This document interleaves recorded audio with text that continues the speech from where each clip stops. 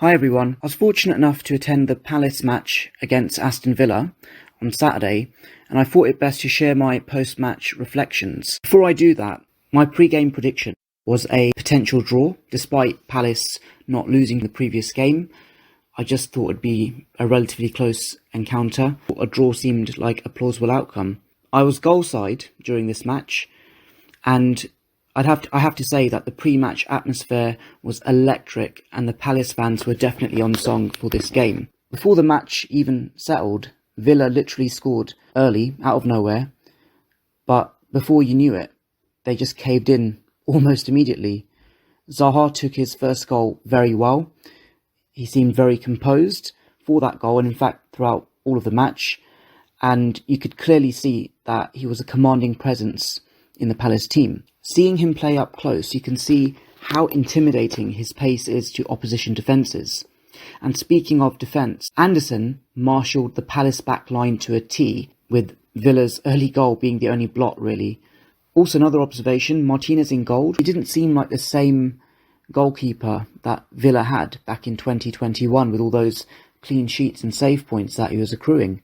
So maybe that's a symptom of something else that's going on at the club, who knows. As for the second half, it was all total Palace, really. They won that penalty after VAR intervened, and then of course Zaha took the penalty, missed it, and scored from the rebound. And that helped Palace build further momentum because they went into total cruise control after Mitchell's sumptuous cross to Mateta to make it 3-1. Apart from hitting the woodwork in the second half, there wasn't really much that Villa offered in return. All in all, Palace really deserved to win that match. And I know they've got Man City in the next game, but then following on from that, home to Brentford, away to Newcastle, United at home, Brighton away. They've got some interesting games, and you could potentially see them doing well in all of those games. And just one other observation I'd like to share from the match as well, and it's something that the post-match highlights didn't really pick up on.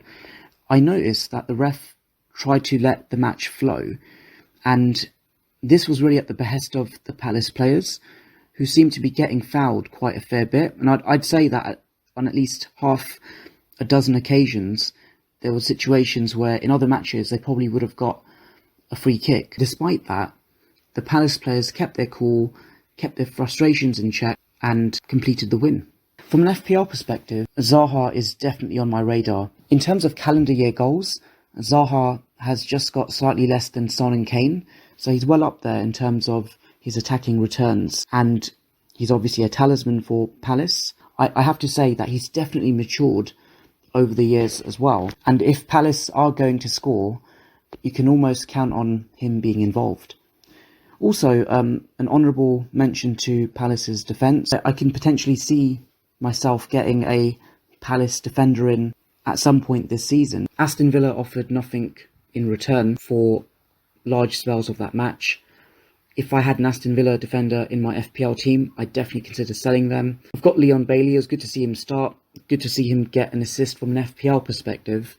But will he start the next game? There wasn't any Aston Villa player that was a standout for me in that match, despite the early goal they scored. They really need to up their game in the games ahead, and their fixtures are going to get really difficult with those red block games around the corner.